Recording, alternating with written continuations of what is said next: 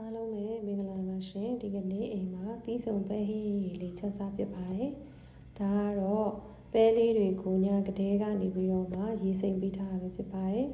ပထမဦးဆုံးပဲလေးတွေကိုအရင်ပြုတ်ထားပေးပါမယ်ရှင်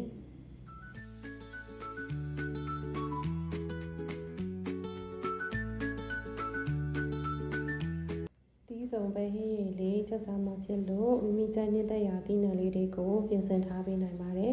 အမွေးကြိုင်အတွက်ဇီယာဖာလာစေးလေးညင်းပဲနဲ့သားစေးတစ်ချက်ပိုးခေါင်းနဲ့ကရဝေးရွက်လေးတွေကိုပြင်ထားပေးပါမယ်မကြီးသီးမဲ့လေးကိုလည်းစိမ်ထားပေးပါမယ်စက်သွန်အနီဖြူလေးတွေကိုတော့အချောင်းတင်မုံလေးနဲ့ရောပြီးတော့မှထောင်းထားပေးပါမယ်နော်စင်သစ်ဖြစ်ပြီးဆိုရင်တော့အထက်မှာစီနှဲငယ်ထည့်ပြီးတော့မှစီပူလာပြီးဆိုရင်တော့ပထမအဆုံးအနေနဲ့ကငရုတ်သီး6000လေးတွေကိုထည့်ပြီးတော့မှကြော်ထားပေးပါမယ်ငရုတ်သီးလေးတွေကိုကျွတ်နေအောင်ကြော်ထားပေးပြီးရင်တော့ပြန်ဆယ်ထားပေးရပါမယ်ရှင်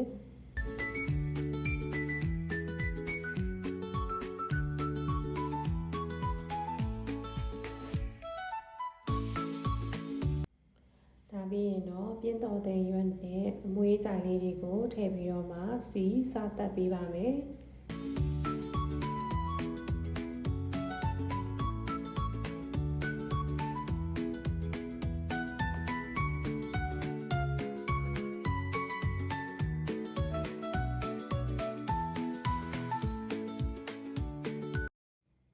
အနံလေးမွေးလာပြီဆိုရင်တော့စက်တော်နေဖြူထောင်းသားလေးတွေကိုထည့်ပြီးတော့မှစီတက်ပေးပါမယ်အရောင်လေးလာအောင်လို့နှွေးမုတ်လေးအနှဲငယ်ကိုထည့်ပြီးတော့မှစီတက်ပေးပါမယ်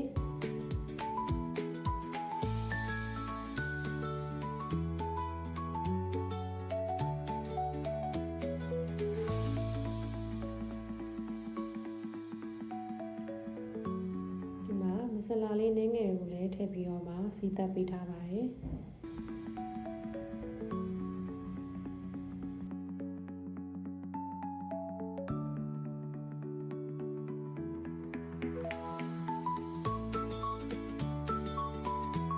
ပြီးရင်တော့ရုံးမတီတီကအနူးလွယ်လို့ရုံးမတီတီကလွယ်ပြီးတော့မှကျန်တဲ့အသီးနှံလေးတွေကိုထည့်ပြီးတော့မှ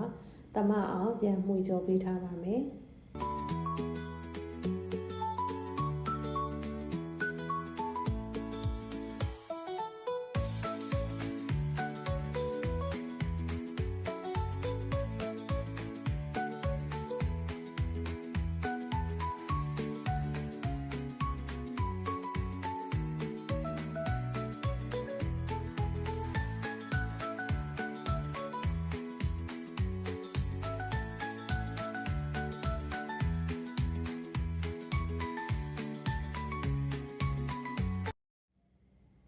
အရသာအတွက်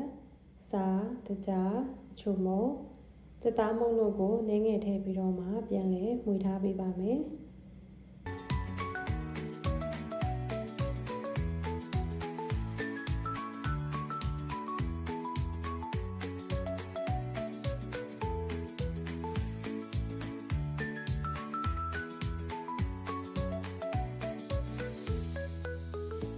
အကုန်လုံးသမသွားပြီဆိုရင်တော့ခုနတော့ကတည်ထားတဲ့ပဲဟင်းအိုးတွေကိုအသီးနှံလေးတွေကိုပြန်ပြီးတော့မှပြောင်းထည့်ပေးပါမယ်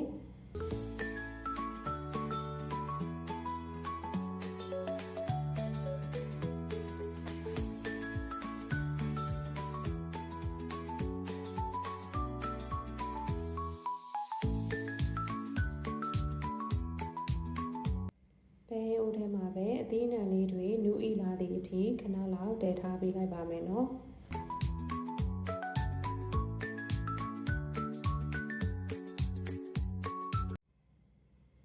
ခဏကြာရင်တော့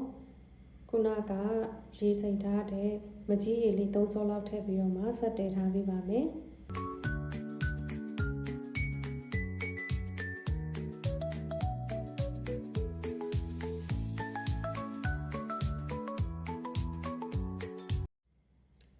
ခဏနေတော့ခုနကရုံးပတိတီးလေးကို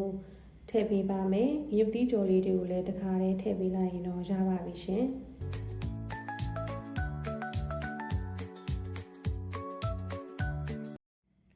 အိုးလေးချ ခံဒီမှာတော့ပြင်းတော်သိမ်ရွက်လေးနည်းငယ်အုပ်ပေးပြီးရင်တော့အသင်းစားလို့ရပါပြီရှင်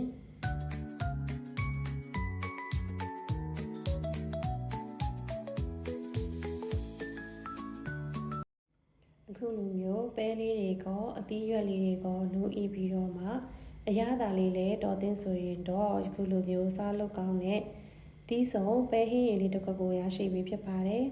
အိမ်မှာရှိတဲ့ရုပ်သီးထောင်းလေးနဲ့ပဲစားအလုံးမထမိန်မိန်စေတဲ့ဟင်းကောင်းတစ်ခွက်ပဲဖြစ်ပါတယ်ရှင်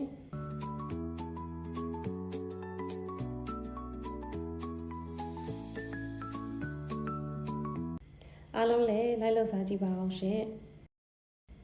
ဆုံးထိကြည့်ရှုပေးလို့အတွက်အားလုံးကိုကျေးဇူးတင်ပါတယ်